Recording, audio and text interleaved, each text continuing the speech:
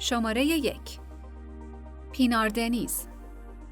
پینار یه سری جمله مخصوص داره که اگه روزشو با گفتن اونا شروع نکنه فکر میکنه روز خوبی در پیش نخواهد داشت. به علاوه اون به انرژی منفی اعتقاد داره و دائم سعی میکنه در انتظار اتفاقای مثبت باشه. اون میگه از هر چی بدش بیاد و بترسه سرش میاد. در نتیجه تا جای ممکن سعی میکنه از افکار بد و منفی دوری کنه. شماره 2. بورجو بیریجیک.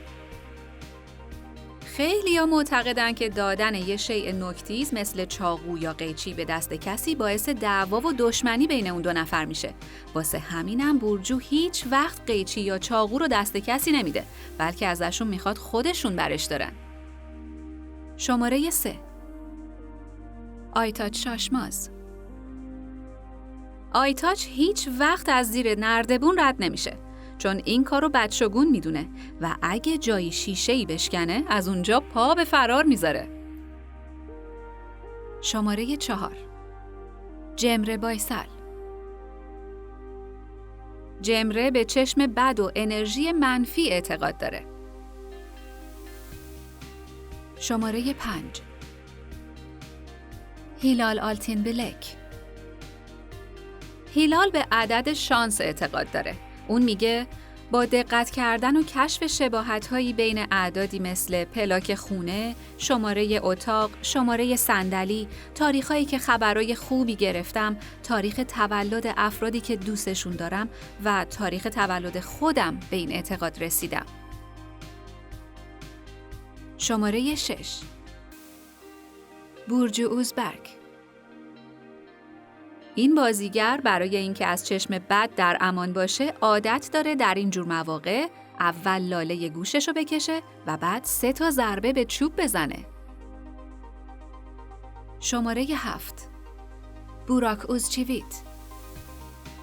بوراک و همسرش فهریه اوجن خیلی به چشم زخم اعتقاد دارن، تا جایی که تا 8 ماهگی پسرشون کاران هیچ عکسی ازش به اشتراک نذاشتن که نکنه یه وقت چشم بخوره.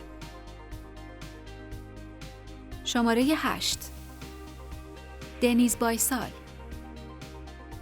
دنیز که اصلاً علاقه نداره بی دلیل با کسی دشمن بشه، امکان نداره از دست کسی چاقو یا قیچی بگیره. شماره 9. هازال کایا.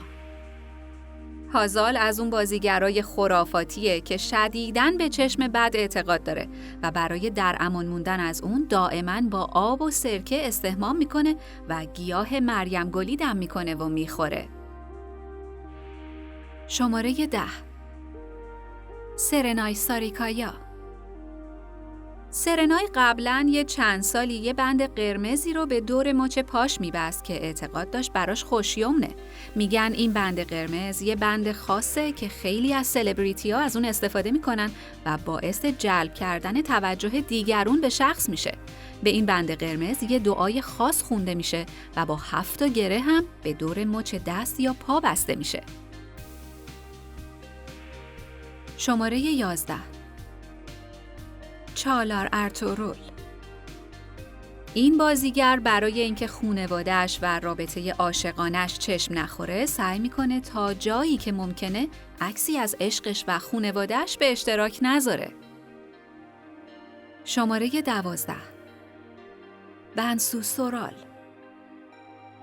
بنسو همیشه یه دستمال که مادرش بهش داده و گفته براش خوششانسی میاره به همراه خودش داره. شماره 13. نور فتاحولو.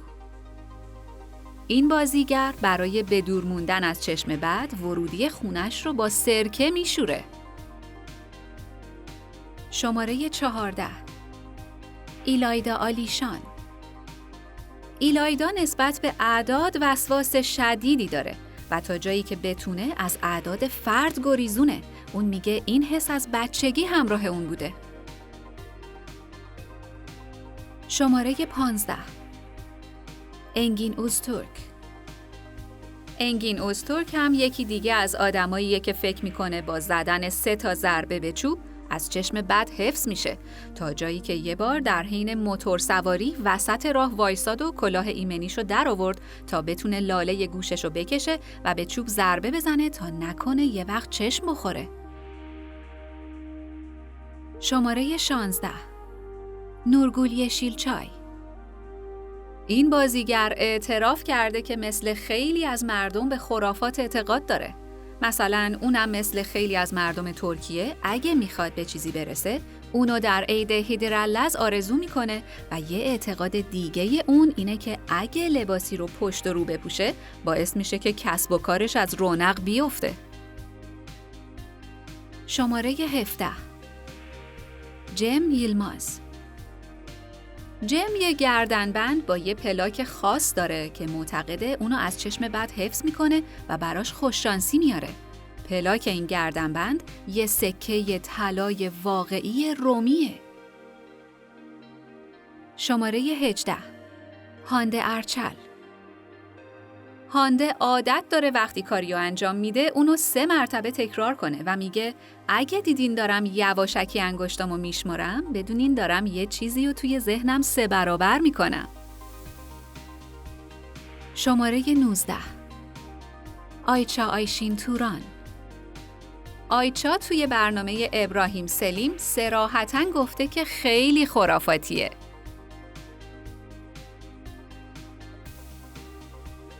خب بگین ببینم دیگه چه بازیگرایی رو میشناسین که خرافاتی هن؟ اصلا خودتون خرافاتی هستین یا نه؟ نظراتتون رو برای ما بنویسین و این ویدیو رو لایک کنین و عضویت در کانال باحال ما رو هم فراموش نکنین.